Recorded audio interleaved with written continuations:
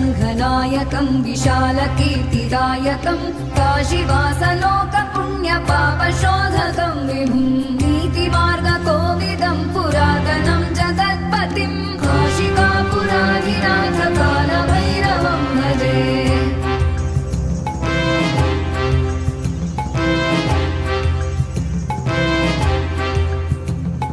कालभैरवाष्टकं पठन्